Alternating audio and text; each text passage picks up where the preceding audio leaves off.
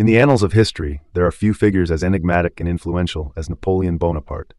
Known for his military genius and political prowess, Napoleon left an indelible mark on Europe. But amidst his many achievements, one aspect of his life has been fiercely debated and misrepresented: his height. So let's delve into the truth behind Napoleon's stature and explore why he is often misunderstood. Napoleon Bonaparte, born on August 15, 1769 in Corsica, France, stood at a height that was average for his time. Historians generally agree that Napoleon was approximately 5 feet 6 inches tall, which was not significantly shorter than the average height of Frenchmen during the late 18th and early 19th centuries. However, it is important to acknowledge that height standards have evolved over time due to improvements in nutrition and healthcare, making it misleading to compare his height to modern-day averages. Interestingly, accounts of Napoleon's height have varied, further adding to the confusion surrounding his stature. His personal physician, Dr. O'Mara, recorded his height as 5 feet 2 inches, but the reliability of this measurement is questionable. It was taken during Napoleon's time of exile on the remote island of St. Helena, where his health had deteriorated. Consequently, we cannot solely rely on this measurement to determine his true height. So, why is Napoleon known for being short? There are several factors that have contributed to this misconception. Political propaganda played a significant role in shaping public perception of Napoleon's height. During his reign, political cartoons and caricatures were popular, and his opponents used these mediums to diminish his stature, both literally and figuratively. By portraying him as a tiny figure, they aimed to undermine his power and present him as a weak leader in the eyes of the public. Furthermore, comparing Napoleon to his contemporaries, particularly the British, perpetuated the notion of his shortness.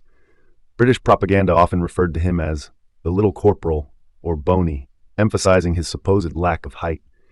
His association with the Imperial Guard soldiers, who were known for their height and military prowess, also created an illusion of shortness when he stood alongside them. Even after his era, works of art, literature, and films continued to solidify the idea of Napoleon as a short man.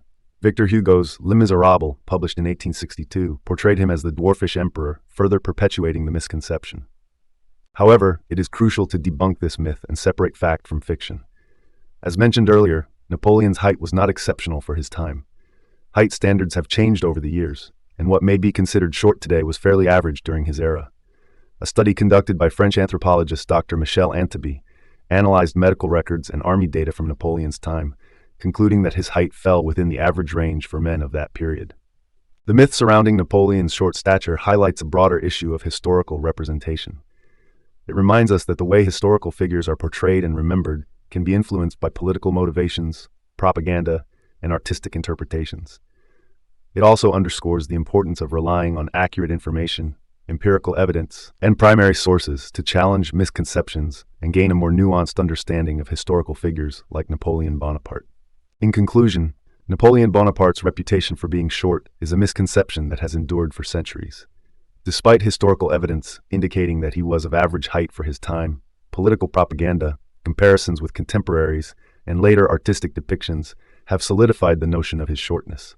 By recognizing the complexities of historical representation and seeking accurate information, we can dispel myths and gain a more nuanced understanding of historical figures and their contributions to the world.